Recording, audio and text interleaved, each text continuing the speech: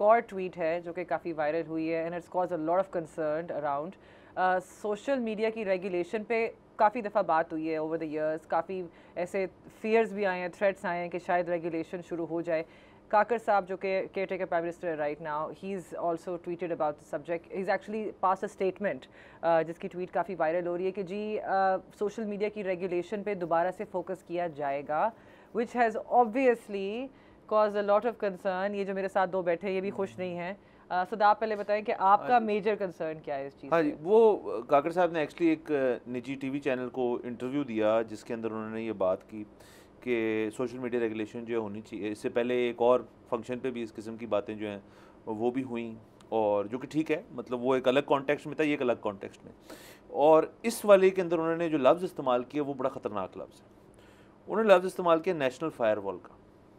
अब national firewall का तो मतलब ये है कि आप फिर चाइना मॉडल को ज़्यादा पसंद कर रहे हैं इस टाइम।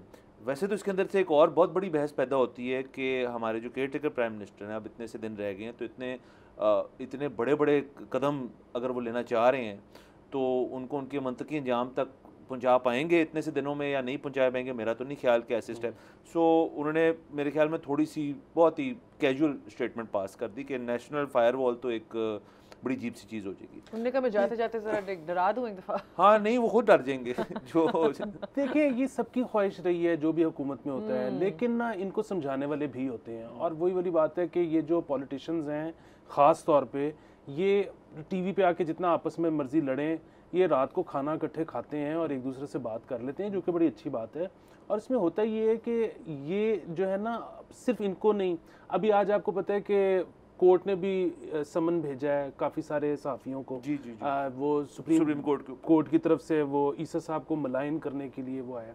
अच्छा अब देखिए, पता है कि अगेन उसमें वाकई कई इंस्टेंसेस ऐसे होंगे जहाँ पे डिसरिस्पेक्टफुली एड्रेस किया गया होगा या उन पे कोई गलत इल्ज़ाम लगाया होगा, उस पे ज़रूर जो भी कार्रवाई होती है वो करनी भी चाहिए।